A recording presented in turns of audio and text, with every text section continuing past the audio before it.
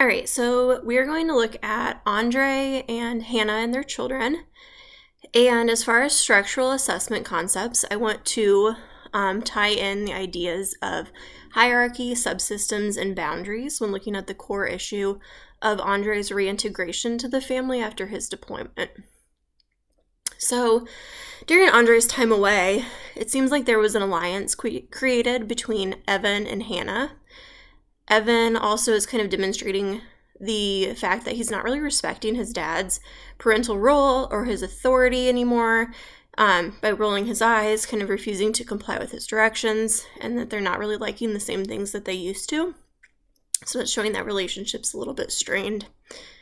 Because of this, the overall hierarchy is out of alignment, and the parental subsystem as the unit is not as strong as perhaps it was at one time. Also, the couple subsystem is not as strong as it once was, demonstrated by Hannah saying that she isn't feeling as supported by Andre and she's kind of let down by him.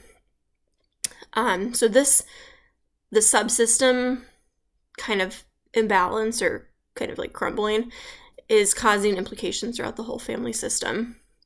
In addition, considering the boundaries and the parents' cultures of origin, they come from different backgrounds.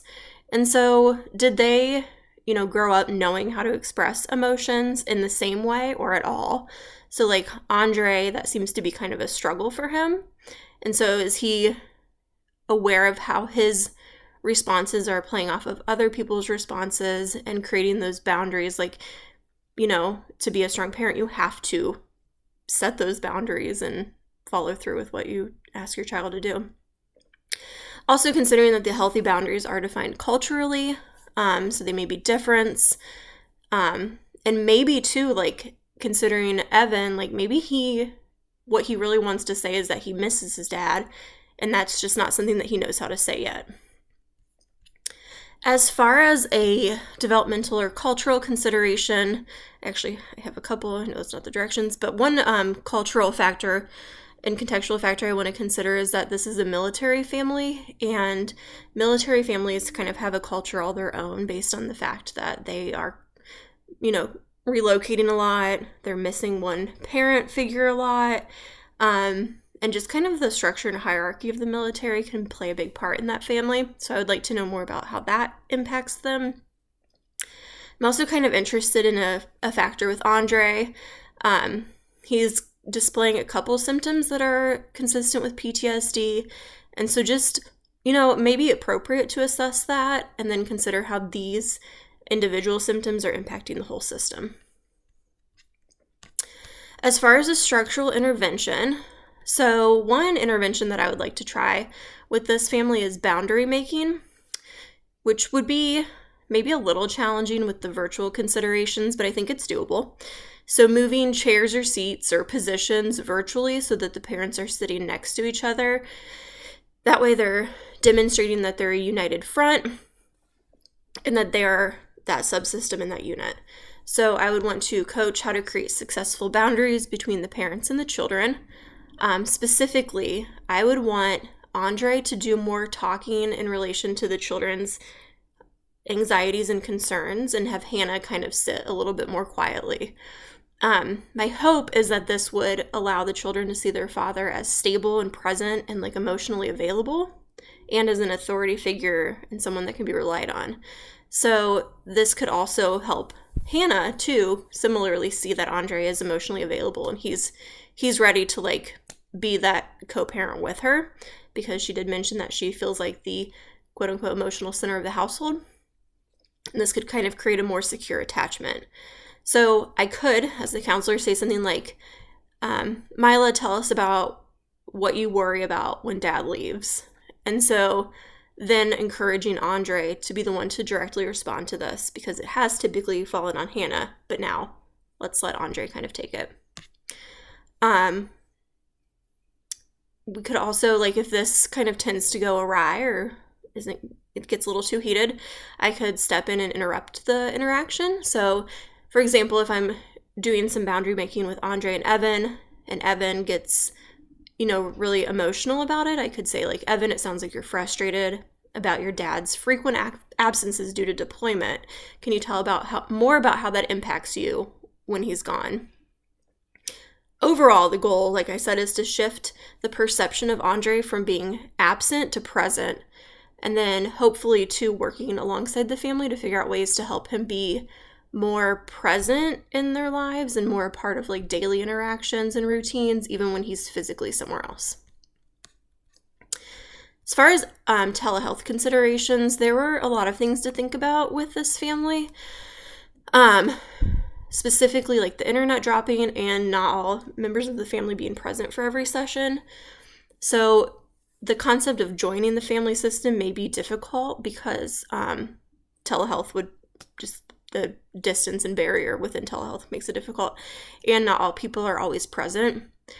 And then kind of logistically, and what I'm thinking is like the frequent freezing would make it really hard for me to find a flow, because I would be confused and be like, where do we stop? Where do they stop hearing me? Like, how do I get back into the flow? It'd be too much. So anyway, I would like to have an agreed upon plan regarding what to do when the internet connection fails. Like, do we wait 5 minutes and try again? What if it drops a second time? So kind of depending on, the norms of whatever organization I'm working for, or however that would work, I would want to figure that out. Additionally, I understand Andre's concerns regarding privacy and living, in close quarters in military housing. So kind of working with them to figure out if there's a time of day that allows for increased privacy.